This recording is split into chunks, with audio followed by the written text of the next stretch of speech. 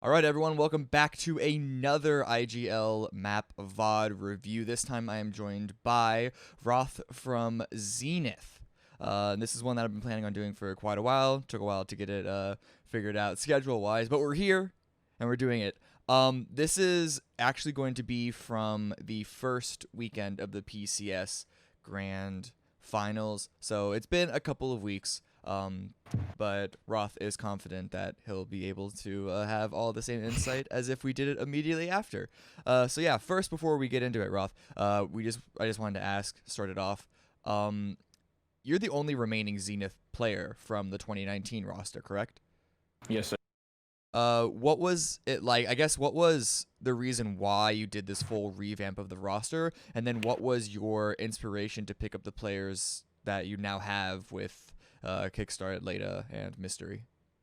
As anyone who watched knows, Zenith didn't perform very well in MPO. Struggled to execute like endgame. We struggled to fight versus top tier teams. When we made it through that process of disbanding the team, I actually originally had left Zenith myself. I played the 303 league with 303, and I did the first iteration of PGC with 303. Okay. After that, I decided to come back to Zenith, and I was talking with Mystery, who I've talked with for a while.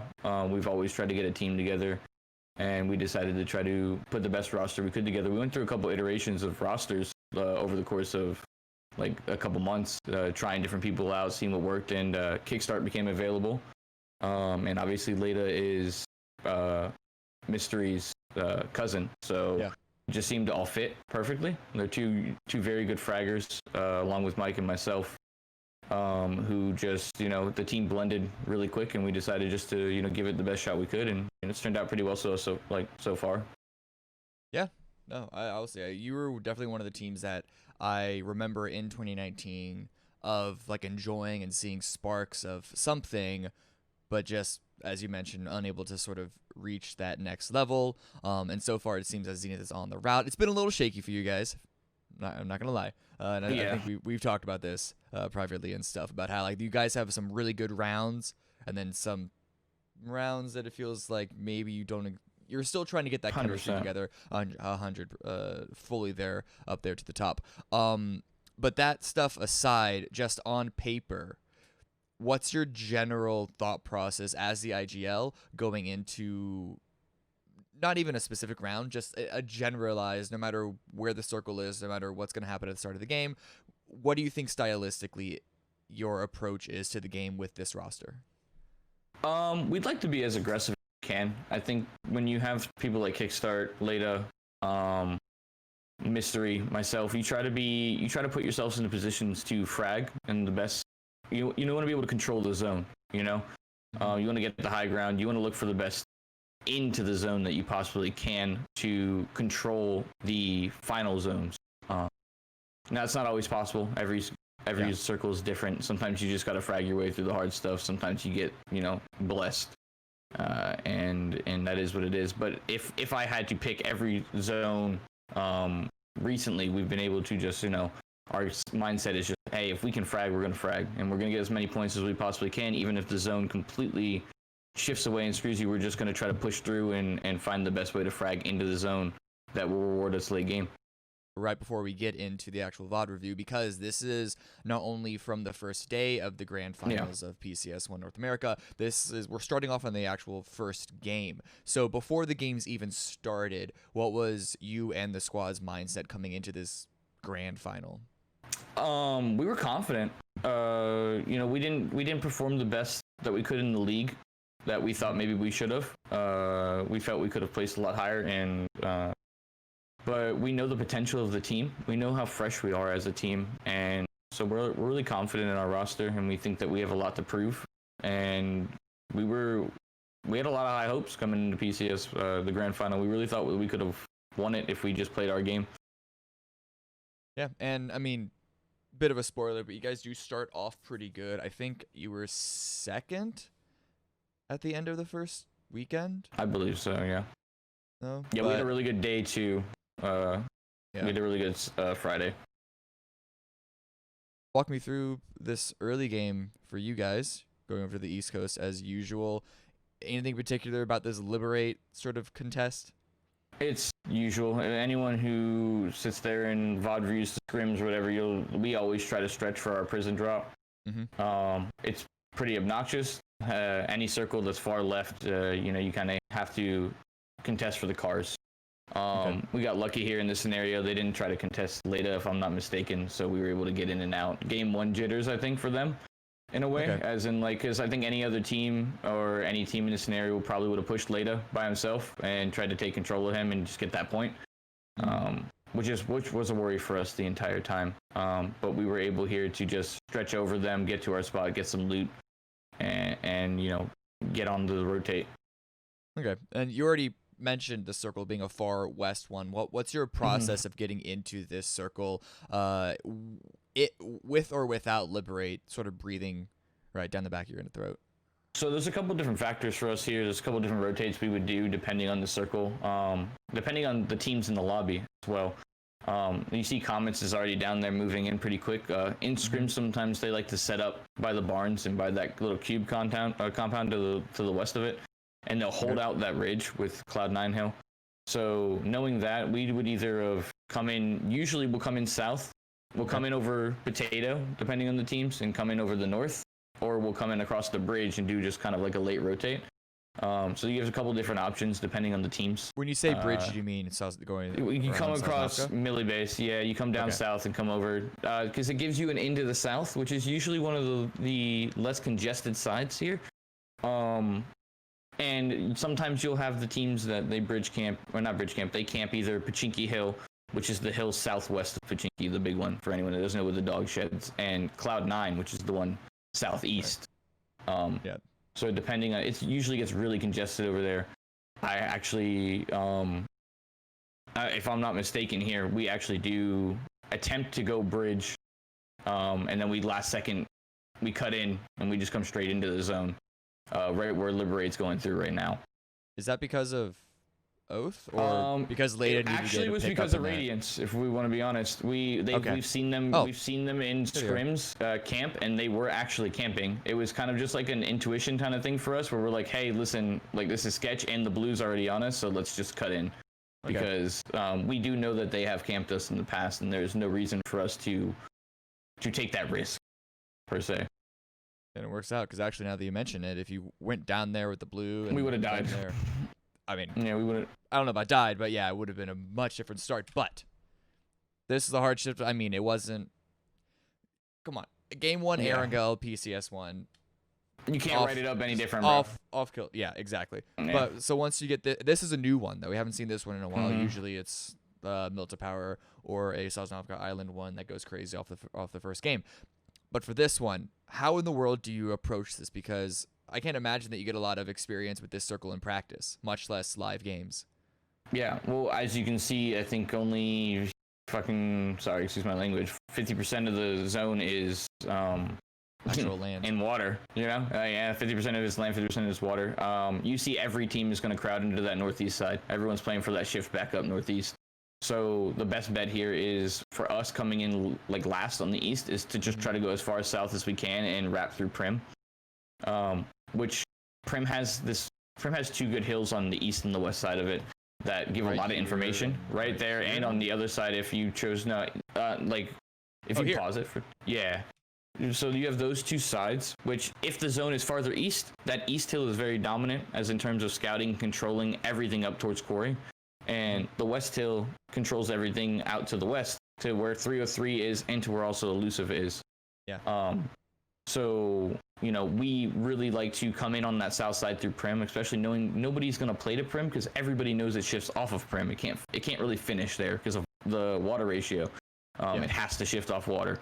So knowing that, everyone stays away from it, but you can use those hills to your advantage to scout the rest of the map to then move into a safer spot when it shifts, Yeah. So at this point, it almost sounds like you knew that you weren't going to, or at least expected that you weren't going to be in a position to even get close to winning this game. Is that a correct assumption? Yeah, at this point, we're looking to try to have the most points we can out of this game. Find a dominant position, try to put pressure on some teams and, get a couple lucky knocks and push them later game. So That's yeah, you're really our mindset right here. you're kind of hoping for, shall we say, maybe 7th place, 5 to 8 kills, maybe. Yeah, the only lucky part about this phase 2 shift is you still can get lucky because the phase 3 shift doesn't come off water. It's not until phase 4. So it's the phase 4 shift that comes off water. So you have one shift left here that, you know, can go anywhere. So it could come back to Prim. You know, it's highly unlikely that it does, but it could come back to Prim. Yeah, fingers crossed. Yeah. But as you can see, if we came in anywhere else in the zone, we would have been in between 4 or 5 teams. And there's just there's no win there for you at all. Yeah. But and this shift, yeah. And that'll do right there. And once this shift happens, you know where this game's going. It's coming back off that water. So our mindset here, before we start moving, is there's a hill north of us. Like, you see that cove right there? West of 303, right there, yeah. That hill is essential to this zone. We've seen this zone in scrims. It's happened once before in scrims. It might have happened once before in the league, if I'm not mistaken. It happened, I believe, in NPL. Because I remember distinctly Wildcard also being involved in an end game around this area. Yeah, Wildcard's involved in the end game around this area too. At the end. That's what I'm saying. When I was watching this, I'm like, this seems strangely familiar. Exactly, isn't it? It's just strange. But this one, at this point, you know, we're trying to set up and we're trying to control Prim for a bit. You don't want anybody to backfill you. Yeah. Our hill is very dominant, right? Our hill where Leda is right there, Leda and Mystery, controls that next hill that we want to move to. As long as we control our hill, which you see Sonics is trying to send it up, you have Liberate sending it in behind. Everyone's just trying to send it in because from our spot, you can visualize the next hill. You can shoot anybody off of it. And nobody can play the north side of that hill because everybody to the north. You have SDK, Exodus, Elusive. Anyone who tries to come into that hill is completely pushed off towards our side, and we push them back. So it's like, you're just dead. You have to be the last team into that spot. Yeah. To be honest, if you want to just look at the terrain of the hill itself, it's kind of a shit hill. The only thing that that makes it so strong is that there's nothing to the south of it. So it doesn't matter that there's no hard cover because who's going to be, unless someone takes a boat, no one's going to be shooting you from that angle. And as you can see, it just turns into everybody sending it into death. So this shifts. Wildcard, you see them sending it. We're still here. We already knew at this point Sonics and Liberate were fighting. So it makes it a little bit easier for us because it becomes... we have a complete overview of all of Primorsk from up there, so you can control the entire game. Once you realize that Sonics has committed, and we didn't know where Prophet was exactly, but we knew that he was originally at the Sniper Tower, so we just play it as he's at the Sniper Tower, and then that the other teams are, the other players are around fighting with Liberate. At that point, we just start setting up to hold them out. That's why we have Kick go to the cross, because we've seen this circle actually. Now that the water shift has already happened, it can go wherever it wants. Yeah. It came back and actually finished by Kick on the crossroads the last time we played. So that's why we sent him to that crossroads. It's not a great spot. He's probably stuck there for the rest of the game, but it gives you that extra added angle, and we know that we can cover him for the rest of the game. Because as you can see, like right here, we start sending it north, and we take that hill I was talking to you about earlier. Yeah. Whereas this hill now, since we've already controlled Prim and nobody was able to take the top hill of Prim that we had, this hill is playable for us, whereas before it wouldn't have been. So now it just becomes, let's hold everybody out from the east and make sure the east is clear. Yeah. And so these moves for Roth, for you and Kickstart, were very important for the team to sort of leave the hill. You can't just send it all as 4, but was at least there a little bit of a worry of overextending? Kickstart got shot at a little bit wild card, and I don't exactly know the angle that N8 or anyone else from Elusive could have had onto you. Yeah. The Kickstart could have died to wildcard. If they had a couple nice shots, it 100% could have. But it's a kind of risk-reward thing. You get him into that little tower, and he's able to hold it. He laid prone for a little bit, but we knew that Sonics and Liberate had to come out of the zone. So once we know they have to push out, we want to set up there so that we can make sure they cannot come into us. Because right now, you see now our whole south is clear. N8 on the west was in a shed the entire time. We had known that. We had scouted him. There's a dip. You can't see it on this map. From the 2D top-down view. But there is a bowl that if you set your car up in, you as Dacia, you're pretty safe from Prim. So you can use the bowl to block Prim and then NA can't see you. And once it shifts like this, you have the whole hill. You know, you see we get the knock on to N8. Elusive tries to send it up. We go kick up because we don't want to leave him behind. There's no reason to lose a guy here when everyone else is focused on something else.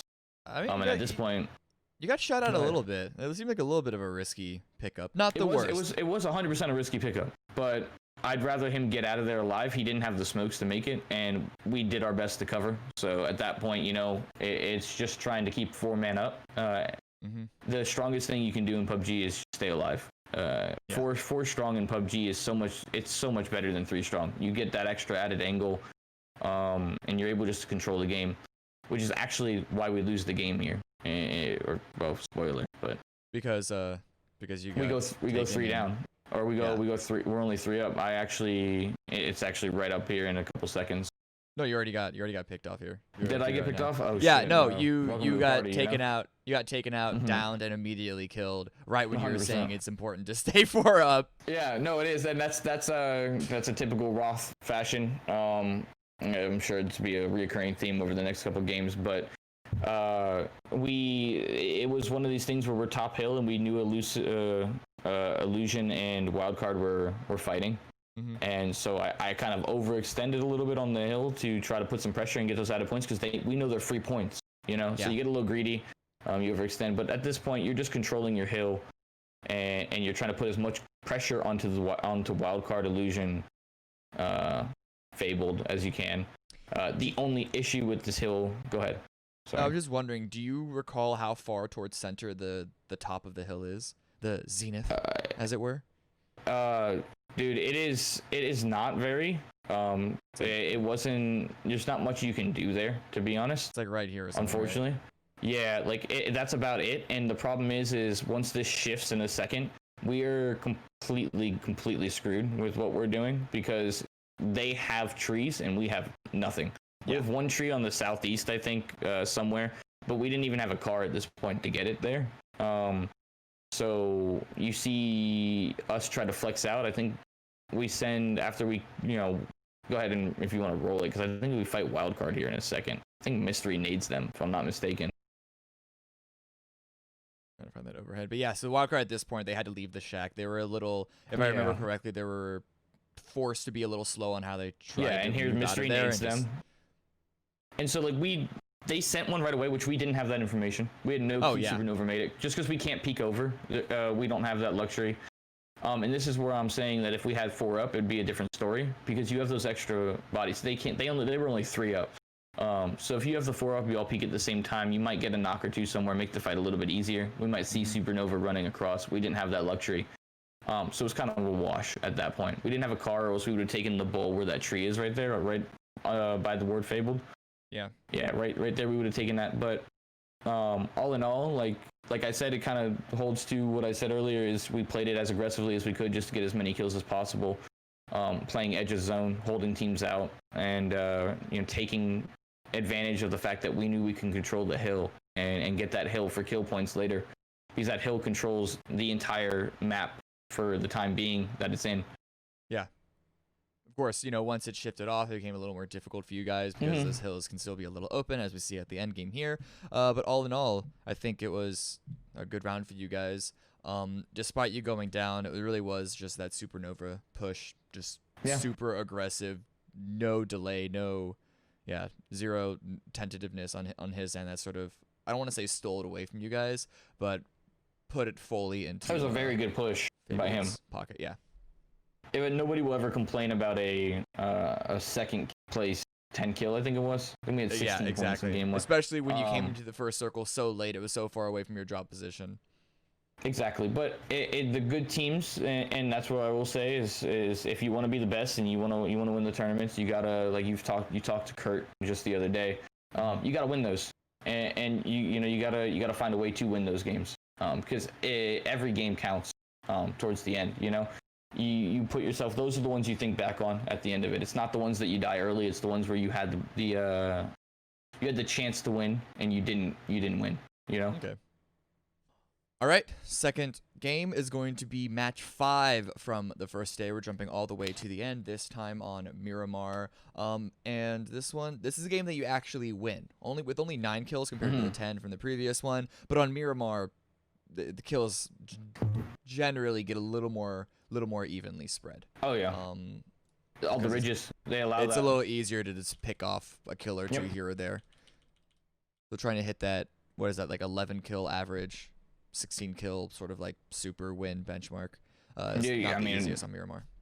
No, Miramar is spread out. Everyone's able to play. You generally have teams alive longer on Miramar because of all the ridges. There's ridges everywhere. It's why you can't drive on it either. So in this scenario, this is a reoccurring theme for we didn't loot our loot spot throughout PCS on either map for I think about 75% of the game. So you see us, we're up in Torre right now, and we're split between Torre, Camp Militar, and we're having a little bit of a problem because we didn't see anybody going cruise, so we were going cruise and we had to back off, and so like we're scrambling a little bit early on. So this is new for us. This isn't even our alt drop really. Usually we like to go south. We tried to switch it up to get out of the plane early and just loot. You want to loot, you want to get out, you want to move. Yeah. Had we known the reoccurring theme of PCS1 on Miramar would have been a Monte Nuevo Chumacera zone, we would have probably just gone south. But we didn't know that at the time. So, this one's it's just a little bit awkward for us. We're starting off on a weird foot. When you see Leda and I looting together, which is not something we generally want to be doing. You're not even looting a city. You're looting bigger compounds. The compounds aren't bad, but thank God it's competitive loot, so you're at least getting some stuff here and there. Sure. I'm real quick though. I was curious that you're bringing up the idea that you're not even hitting your alt drop spot, because when I was watching through the VODs, so for Erangel, for your drop spot, I have prison/Lippo. For Miramar, it's just a bunch of question marks. Because I feel like you drop so many different places on Miramar. We do. We did for PCS. Just because of the way the zones ended up playing out. We wanted to generally get out of the plane and get loot quicker so we can rotate. We're very confident in how we rotate, and as you can see, look, everybody knows, so they're cramming in, right? You see every single team cramming in around Monte, coming into like the edge of Power Grid and Ladriera. These zones, not knowing this at the time, but in scrims had been generally coming back to Lobes on hard shifts every single time. It was either going to Lobes or it's going to ACC, and that's how they've been playing out. So knowing that, it was kind of like, why rush to get south, and why split loot south when we could just loot a city, make sure we get cars? Because the issue with south is we had other teams also alt dropping down there in scrims. I don't think they did this game, but they were. And so we would struggle with cars, and then you're like 4-man clowning a car, and I'm like, I don't ever want to be in that position. I'd rather loot somewhere that's something we're not used to, something we know that's going to be free, and make sure we have cars and loot to best come out on top of the game that we can. Okay. So is it fair to say though that for this one, especially because of that little bit of a footsie game with Elusive, that you kind of just plan to come in, set up shop in a place that you weren't even expecting to stay for a while, but then just wait for phase 2 and make a play off of that? Yeah, once we get here, we generally like to play edge and wait for the shift. You do want to kind of stay in this zone where you're not crowding in, because if we go any farther, now we're putting ourselves in between people around teams. You want to stay on the edge. Staying on the edge gives you the flexibility to move wherever the hell you want. You can utilize the zone to the west. We could have gone west here. Everyone could have gone east. So on this rotate specifically, we tried to play it even though we're farther north than we usually are, because we actually loot junkyard. We do a junkyard split.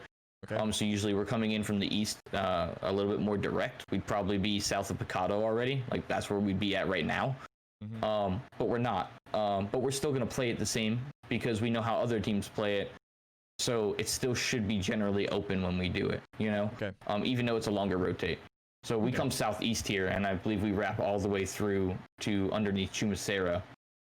It's a long rotate. I believe we're on 2 bikes, if I'm not mistaken. No, you found a third. Actually, you found all 4. We have all 4. I know we discussed it in game because we had 2 motorcycles. You see Kick and I like way ahead of everybody. Okay. We discussed getting people on just 2 on bikes, but we generally try to stay away from that because you're easily sprayed off a bike. You know, nobody wants to die, especially in a tournament of this caliber, on the back of somebody else's bike. Yeah. But as you can see, we come in here. We know this is generally free. We do a whole rotate to the south hill. We use this hill south of Chuma, southwest of Chuma, to kind of scout. And at this point, you know, you're doing the best you can to scout in here, and we see that this compound's free. Once we get to this compound, we immediately identified that the compound in the bowl is free, and it's not a great spot by any means. It's not somewhere you generally want to be, but knowing how these games play out, the zones have some sort of weird gravitational force for some odd reason to where Lobes is. Like this little cubby right in between Lobes and Oath, for some odd reason, if it doesn't finish by the sheds north of it, it finishes right there. Okay. So we take that and we run with that and that idea and that concept. And as you can see throughout the course of this game, it comes back towards these ridges for some odd reason. And all you can do here and all we're going off of is research and information that we've garnered over the course of, you know, the last month of scrims, and the patch that we're playing on now, because everything's patch related as well. Yeah. When you do all that research, you do all that knowledge, you gain all that knowledge, you can see all of this, and you just try to kind of, at some point as an IGL, you go, hey, what do I know, and how do I play off of what I know? And that's kind of what we're doing here. Okay. At this point, though, you guys were safely able to make it all the way from the north side, coming in from the south, big, wide, wrapping rotation, as we saw. But now you're a little not involved in the action. Is that a little bit of a FOMO that you guys are feeling, or is it more, yes, kill each other before we now deal? Like, we're the final boss. Yeah, that's actually our mindset right here. Is we know we're in a bad spot. This bolt, this compound in this bolt is terrible. You can't play out anywhere. You get controlled by hardships if they want to. You get controlled by Oath. Okay. SDK, if they weren't dealing with other things, they're on that ridge fighting as well. And so once this shifts again, we're kind of just like, be patient. At this point, it's a waiting game. You're just waiting for people to fight somewhere, and you're waiting to have an opportunity open up to you. Because eventually you want to get out of the compound. You want to push one of the teams on the hills, and like just try to take control of the game in any way you can. Because right now you have zero control. We don't have any control down here.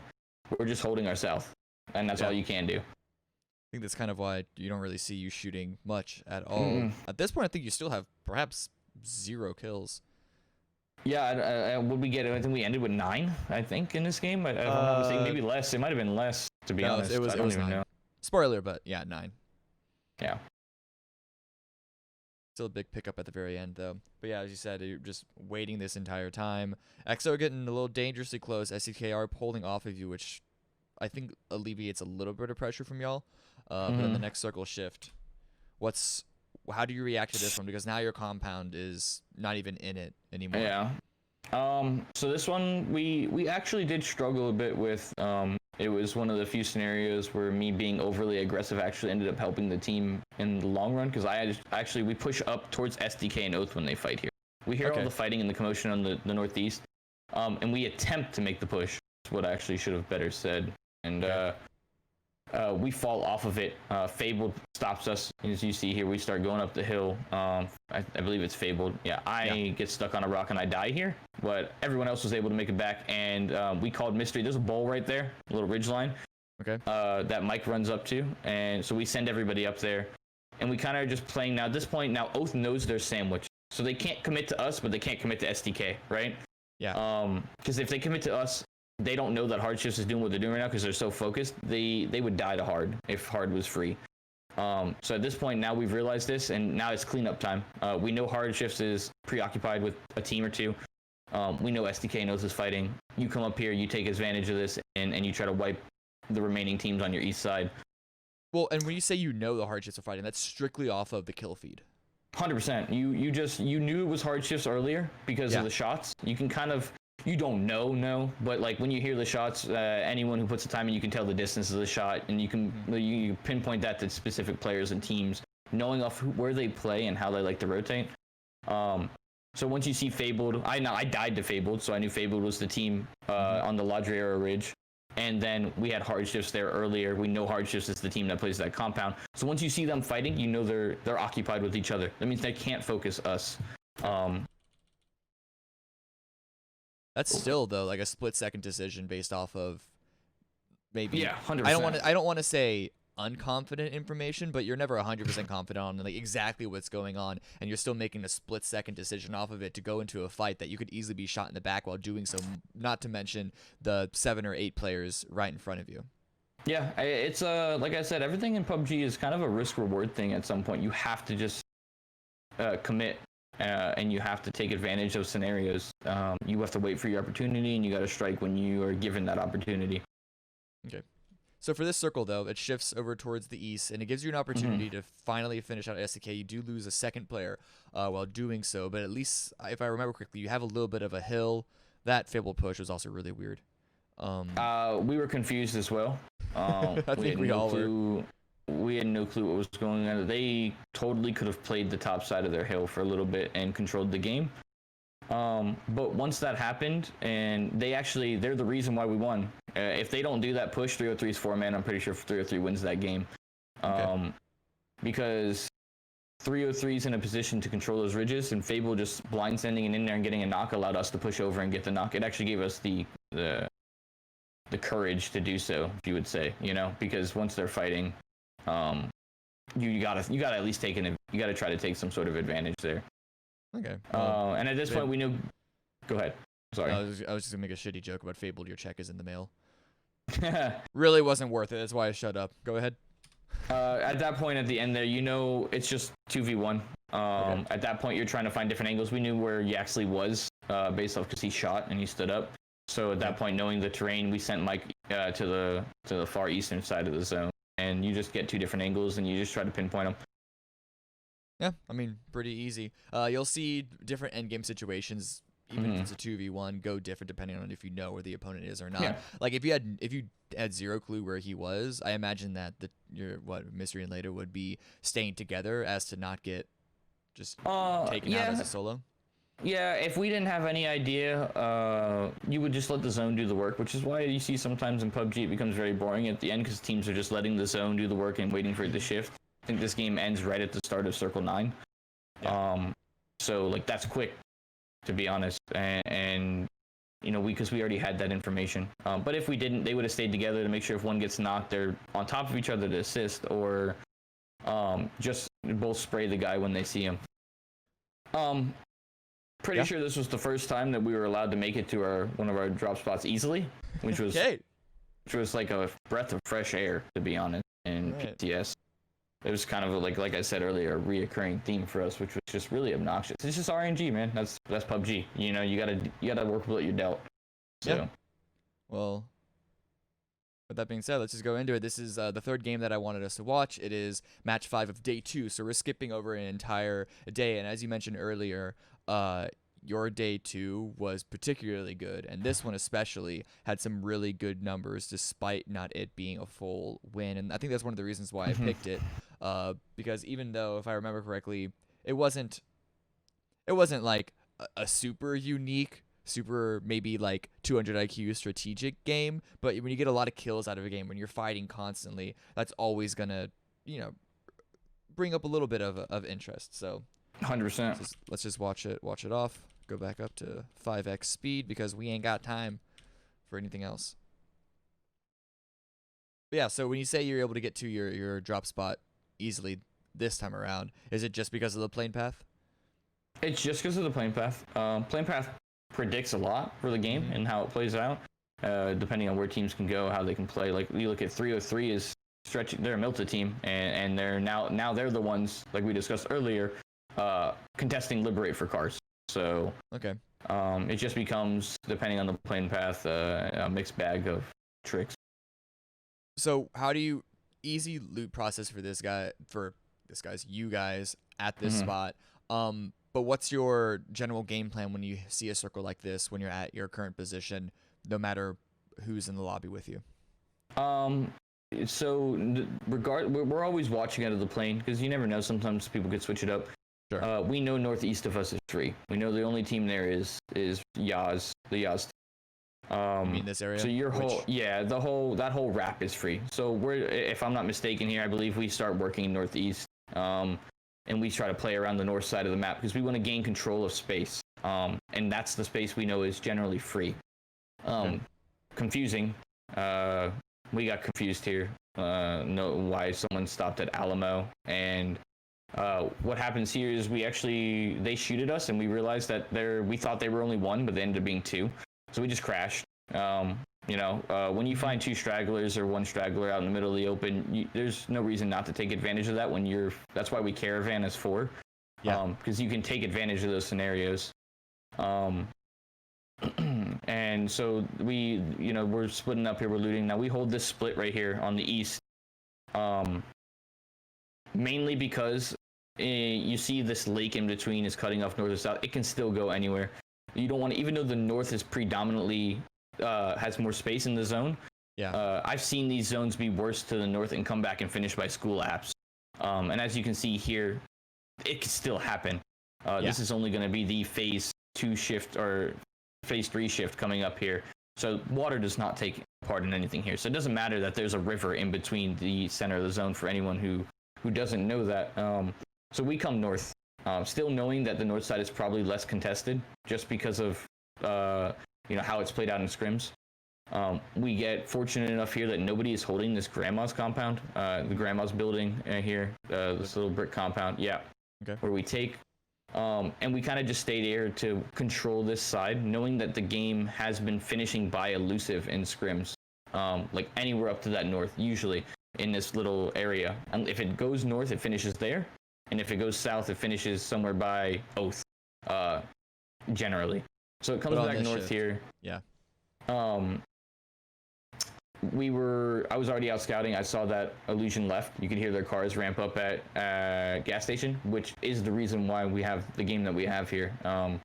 Because gas station gives you so much access into the hills, and it allows you to control the surrounding area.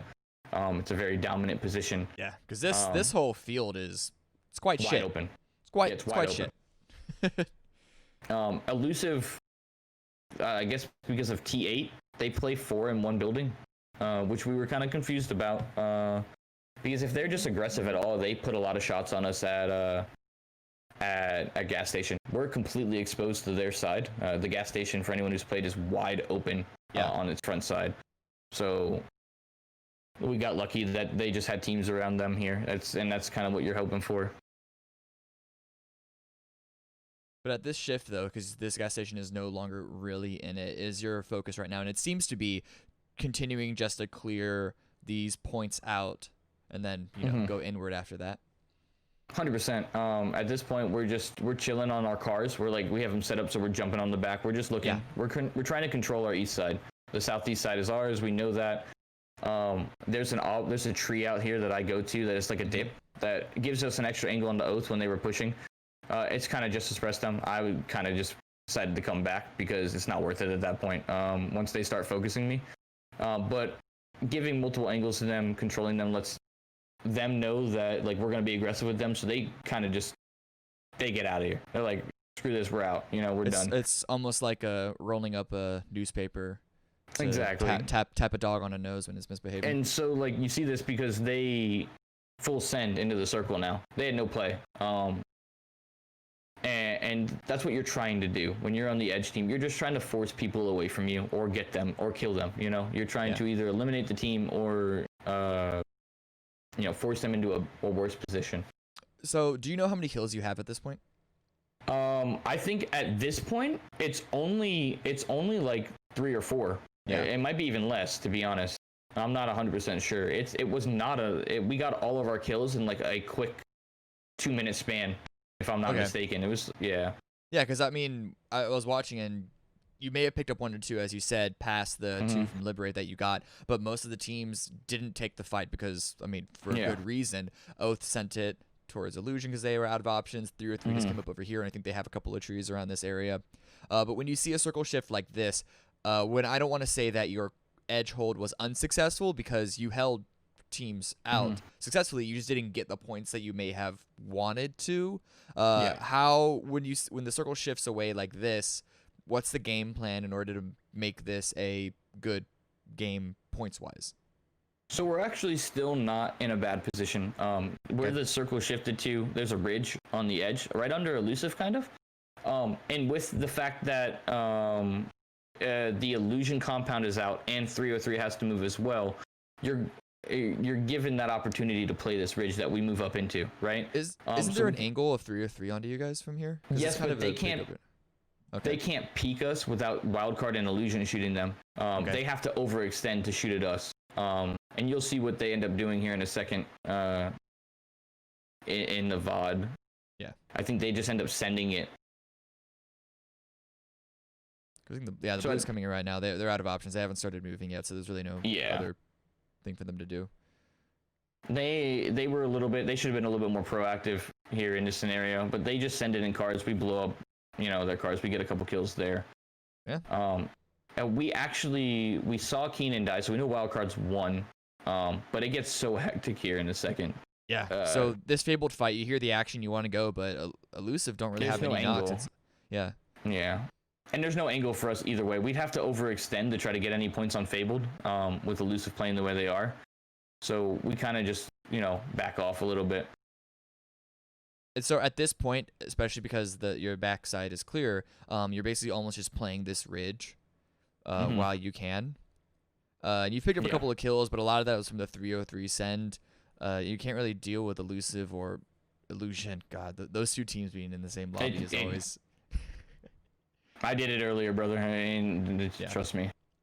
But right now, especially because it pulls away from you yet a second time, is there a worry that you're just going to have to go full Rambo? Yeah, we just start looking for the points. As you can see, we 3-stacked on the north side now on this ridge to start putting pressure onto illusion and the wildcard solo. That at this point we still knew was there. We knew somebody was over in that area. We didn't know exactly if it was the wildcard. We actually got lucky here that Kick got shot, so he backed off to heal, and it put him behind elusive, kind of like he's healing here. And we just get some good knocks. We open up the fight here. We get a couple kills there. We're actually able to get Leda and I fight illusion alone here, I think, on this side. The top dog just yeets it on a bike and sends it right into the dip. I can only imagine how chaotic this position is, though, because not only you were fully prepared to just take this fight in one direction. Elusive come up and fourth party it, which, as you mentioned, Kickstart, fortunate enough that he was healing in a position that allowed him to just flank them without elusive being aware of it. But then you have two players knocked. You still have to deal with Jazza and Ranger. The blue is coming in. How, as an IGL, do you... I guess I'm assuming you would have to rank your priorities. And how is that even possible when you have maybe 10 seconds total to not only make a decision, but then get it done? That's not where I'm not going to take full credit for any of this at that point. Okay. It becomes a team effort at that point. Sure. Because we're all worried about, you have to at some point also play for yourself, an individual, to get the team goal done. Like the people that are knocked are generally able to call things out a little bit easier at that point because they're only focused on trying to make sure we're all staying alive, right? Okay. So Mystery, Kickstart go down. Kickstart's a very vocal individual as well. So when Brian is Leda, sorry. So when Leda and I are fighting, they're generally calling things out from behind what they see. They're keeping track of the zone when it's moving and how it's going. We were shocked that elusive came to us. It was we thought they would have played into the west towards STK. I didn't think there was any reason why they came north as well, knowing there were already 3 teams now fighting on the north side. It was kind of just a send for them to the north. So our idea here, the call I made when it does shift like this, is just to fight north, to try to get the kill on wildcard, because that gives you an extra placement point. Not knowing how many teams are actually really up at that point, because you lose track at some point. Yeah. And fight illusion to try to get as many points here as you possibly can. And as you can see, this is where, because of the hectic scenario, we actually forgot about Jazza, and Leda dies to Jazza. We actually all died to Jazza except for Kickstart. I was, I think, half health already. and Jazza throws an incredible stun over the ridge, which just it blinded me with Mystery and Kickstart being at 1 health from just being rezzed. He just had it was a golden opportunity for him to peek over that ridge, and he got 3 of us with no health. Kick ends up trading him out, and the game ends, which, we get lucky. Kick gets the kill before he dies to SDK, which gives us an extra placement and an extra kill. Yeah, it was literally a millisecond. Like, you couldn't have, drawn it up any better for us in that scenario. Yeah. So overall, this was the reason why I picked this, because even though you got 6th place in it, it was still a full 15 kill game. And if you're an amateur player, if you're a new viewer, you could just equate to that to, well, the teams, like, if you just hop into a vehicle and send it towards another team, of course you're going to pick up those kills, but it's all due to the fact of how you're able to establish control of the eastern part of the current map that we're watching to sort of force these teams into uncomfortable situations, and whether or not they send it into you, like 303 did, or send it into someone else, like Oath did, that might not be 100% up to your control. But it is still, what is up to your control is to make them as uncomfortable as possible. Sure, 15 kills. Maybe if this game played out maybe if the circle played out the exact same way with the plane path and everything, you might have ranged from 10 to 17, 18 is like the high point, I think, of a couple of kills that you could argue you missed out on. Well, we actually felt when we VOD reviewed this game that we actually could have, if we don't die to Jazza, with the way SDK ends up playing out, and it's not because we died, it's because they had to fight Sonics. They had to get their in on this next shift. This game was winnable. And this is what, like I was talking to earlier when we lost to Fabled in game 1 of day 1. These are opportunities where, yes, we had 6th place and 16 kills, I think. So we had 15. An 18-point game, 15, so 17-point game in 6th is great, right? Yeah. But this should have been a 25, 26-point game. We should have had way more, because the way Comets ends up pushing over the ridge, they overextend, which would have given us the SDK help on Comets. And then you actually see Comets win this game from the north side. Yeah. They wrap west. So yeah, actually, I wasn't planning on doing this, but since you brought it up, how would you have continued to play this game? And of course, the circle is hindsight 2020. You didn't know the circle would go this direction necessarily while you're in it. But my major question, though, is that there was a lot of wide open fights on this east side, and you used a ridge, but at this point, the ridge isn't really in play anymore. Aren't you like wide open to STK at this point, not to mention Comets? Yes, but if you watch, and this is hindsight, right? We would have pushed Comets. You take the Comets fight and you go north, like, if they send people over. You see how, like, they just aggressively send people over to a bowl, right? So we actually probably would have gotten a couple knocks there. And SDK with this shift, they have to fight Sonics. They have to get their in. They can't really afford to waste too much time with us, because if Sonic sets up to hold them out, they're dead too. So that kind of gives you that north access to fight, take control of the north. And who knows how that plays out for us? It's all like you said, it's all hindsight. Sure. But when you do VOD review this and you do look at it and you do see what you could do after to kind of have it fresh in your mind for the future if you're in that same position. And just theory crafting, just mental games. Yeah, you have to do that. And who knows, man? But it is one of the games we felt we could have had a better game on, because we threw by not remembering that Jazza was a solo in that dip, which is unfortunate. Okay. Well, wait, so you straight up forgot. Let's go back to that moment. 100%. Okay, because it seemed to me that it's just because he was there by himself for the longest time. It was straight up you forgot about him, not you just weren't able to triangulate his position. No, we forgot. I'm gonna be completely honest. If you go back a couple seconds earlier, you'll see Leda.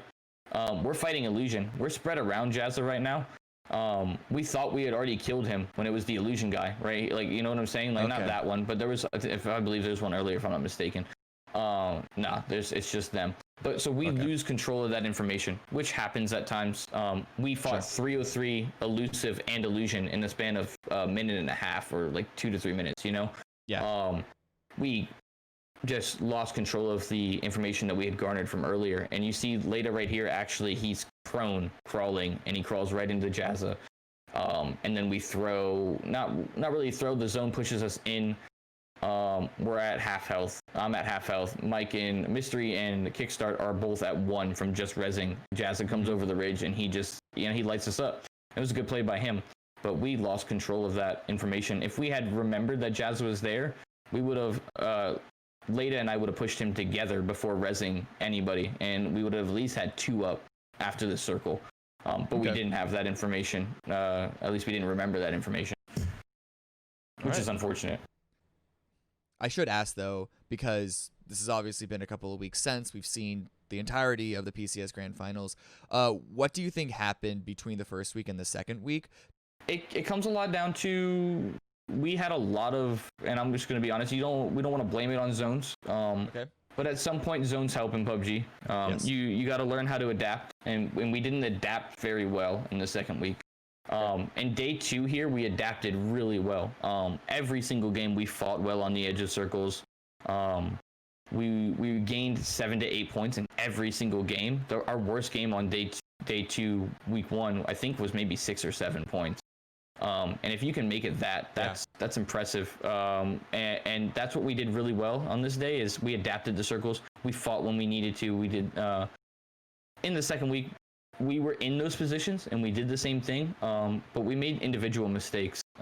Myself, primarily, I'm gonna be honest, there was a couple games we could have won that we pushed out and died in spots. And like I said earlier, keeping 4 up is the strongest thing you can do in PUBG. And we did not keep 4 up at all through those last 2 days. We lost people early, we lost people late for no reason. And when I say for no reason, I mean like we had ridges, we could have played safe, and we overextended and died for absolutely no reason. And that's through the whole week, the weekend for us, to be honest. That's why we finished lower than we expected. Okay. But still, as you mentioned, I don't want to harp on, it'd be like, oh, you didn't get first or second, then you're absolutely disastrous. 5th place is still a good finishing spot. Maybe a little bittersweet because you were 2nd place after this game. 100%. But nonetheless, you are still a new. I mean, there's a point that we can't keep calling you a new roster. Yeah. I don't remember exactly how long you guys have been together. I thought I wrote it down, but it's not in my notes. This iteration of the roster started a couple weeks before PCS qualifiers. Okay. So we did have to qualify for PCS in the league. We didn't have a spot because of it was based off PGC. So we weren't a team for PGC. So I think PCS qualifiers were about 2 to 3 months ago, maybe. I'm not sure at this point. Yeah, but it's still only been a couple of months. But I think once PCS2 comes around, you're no longer a new roster. No, I wouldn't call us that either. At some point, you got to stop that. That's not an excuse anymore for not finishing higher. You know what I'm saying? Like, and not that for anyone, 5th is not a terrible spot. But when you put yourself in the position to be 2nd place after 2 days, you expect to either win the tournament or you expect to come out in a better scenario. So I would definitely be the first person to say I think we underperformed in the second week, and we have a lot to improve on, and we'll be ready for PCS2. We know what we need to work on, and we're going to work on it. Okay. And so just as a sort of wrap up, as I mentioned at the very beginning, that watching you during PCS, you would have some, and I don't think it's that applicable to the grand finals, but at least during the league play, there would be days that you would go off and have maybe not to this caliber that we just watched, but that you would sort of go off, be super aggressive and win a lot of your fights. But then there would be other days that it almost, at least from an outsider perspective, obviously I don't know the inner workings of a team game to game, but it seemed, at least to me, that there were some rounds that there was a lot of indecision going on, not knowing exactly what you needed to do. Is that fair to say that there was a little bit of a chemistry growth that happened throughout PCS1? Oh, 100%. If you look at the league, just statistics-wise, how we gained our points shows the growth of our team. In the league, we had, I think, maybe the most, or like, we were up there. We were top 3 in points gained from placement, and just placement alone. And that was the reason why we finished, I think, 4th or 5th in the league. Was because of our placement points. We rotated well, we did well, but we didn't fight well. We had the days that we fought well, and that's because some days your chemistry is just there when you're a new team and when you're learning, and some days it's just not. So we fought well some days, but we mainly rotated better because as a team, and I'm not going to take all the credit as the IGL, as an IGL and as a team, a lot of your calls come from the communication, and that's how we play. Yes, I do have the final say at the end of the day, but we talk consistently through the game, each step. And so the rotates come from whoever scouted, they see something, if that's the best thing we feel at that moment, we take it. Okay. But yeah, you see now in PCS, the Grand Finals, we had 90 something kills and 30 something placement points. So it's complete polar opposite. Yeah. Which shows the growth of the team, in my opinion, because fighting is important. And if you can consistently fight well, you can consistently place well in tournaments. And that's what we've been going for. Okay. And so I guess at the end of things, what should we expect from you in that aspect going into PCS2? Should we start expecting a more gung-ho aggressive team from you guys, or more of a balance? It's a balance. We want to be a situationally aware team, and that's what we're going for. We want to be able to read the zones the best way we can, find out which zones we need to be, we deem fighting zones, right? Where you just need to fight in and get your points, and which zones we deem winnable. Whereas, whether that's your center and at a top hill or whatever that may be, Okay. But that's all it is. It comes down to whatever the PUBG gods throw your way, you do, and you got to learn how to adapt to those zones. And so that's what anyone can expect from us. That's what we're working on right now, is making sure we understand every zone we possibly can and understand our positioning on every zone and what we need to do going forward. All right.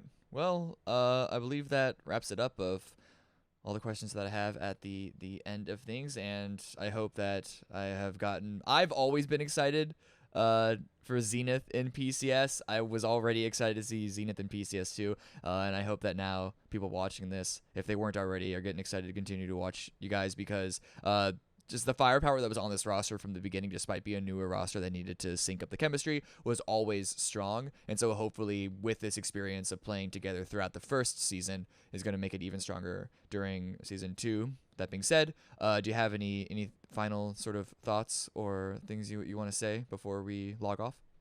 No, just thank you to you for the opportunity. It's always nice to come sit down, VOD review, talk about the games. I definitely enjoy it. And to anybody watching, just hopefully we can give you guys the best showing we can, for PCS2. That's our goal. All right. Well, once again, thank you very much for joining me. These are always as you mentioned, these are always very fun to do. We just talk about the game and everything.